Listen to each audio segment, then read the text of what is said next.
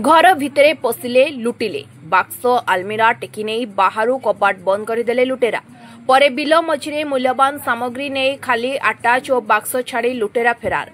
भद्रक जिला भंडारीपोखरी थाना अधीन आकुलीकणा गाँव में एमिति सीरीज लुट होईछि। भंडारीपोखरी ब्लॉक रहणिया पंचायत अधीन आकुलीकणा ग्रामर गोविंद बारिक गणेश बारिक प्रफुल्ल बेहरा घर चोरी होइथिबा जणा पड़िछि। विलंबित राति 3टी घर चोरी होइथिबा बेले अन्य गोटे घरर कबाट ताड़िथिले मध्य लुट्रे सक्षम होई नाहांती लुटेरा। सूचना अनुसार एही गाँवर गोविंद बारिक गणेश बारिक प्रफुल्ल बेहरा घरे लुटेरा माने पशिबा सह घरर बाक्स आटाच आलमीरा और गडरेज सबु टेकी नेइथिले।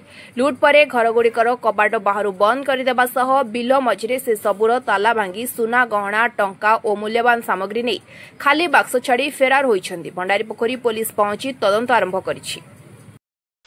राति 1:45 रे मु उठिथिली हम बाड़ी पटकू सेठी उठला परे हमर से घर पाखर जो बारी घर अछंती से जोर जोर डाकिला परे मु सेठू दौड़ी गली कौन है देखला तांकर एपटरू कबाट दियाछि तांको रूम गुडा कबाट दियाछि जो घरे चोरी हेछि से घरे केही नथिले तांको घरु माने चाबी काटी तांको गडरेज आम एपटे बिलरे आनिकी माने 200 मीटर दूर रे आनिकी एठी पकेइचंती।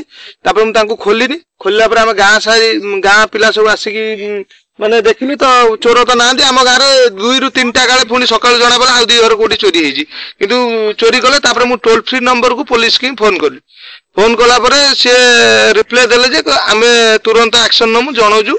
सकाळ हेला किछि काई हेलानी मु पुणी टोल फ्री नंबर फोन करी से कहले जे आपण होची आसिकी एफआईआर करंदु तापर आमे एक्शन नमु एई कथा हेची आउ एई तो चोरी हेजी आपण देखुछन।